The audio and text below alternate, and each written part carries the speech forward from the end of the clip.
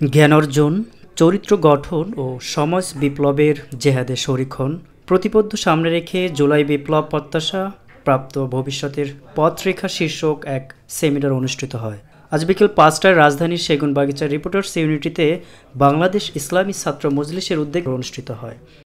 অনুষ্ঠানের প্রধান অতিথি হিসেবে উপস্থিত ছিলেন ডক্টর আহমেদ আব্দুল কাদের, মহাসচিব খিলাফত মজলিস। তিনি তার বক্তব্যে বলেন, আজকের ছাত্র সমাজকে জাগিয়ে তুলতে হবে আদর্শিক জ্ঞানে, চরিত্রে এবং জনকল্যাণমূলক কর্মকাণ্ডে।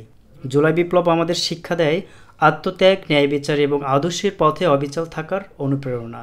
ইসলামী ছাত্র মজলিস সেই আদর্শিক সংগ্রামের অন্যতম বাহক।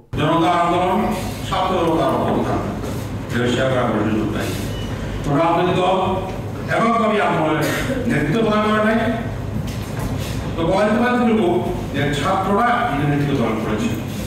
কোন ছাত্রদের প্রতিবাদ করা যে আপনার লাভ নেই, সেদিন আন্দোলন করেছেন, নেতৃত্ব দিয়েছিলেন, তাদের কেউ হয়তো এখন একটা পার্টি করতে পারে, কিন্তু সেই সময় কোন পার্টি করতেন না, আপনার নিয়ম করতেন না, করলেও নিয়ম দাবি কাজ করার চেষ্টা করতেন। এই জন্য মনে করি এই আন্দোলন আপনাদের অবদান, আপনাদের মাধ্যমেই সংগঠিত হয়েছে।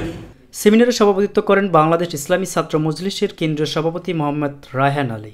এ সময় কেন্দ্রীয় ও মহানগর পর্যায়ে নেতৃবৃন্দ গুরুত্বপূর্ণ বক্তব্য রাখেন এবং সেমিনারে বিপুল সংখ্যক শিক্ষার্থী ও তরুণ কর্মী অংশগ্রহণ করেন।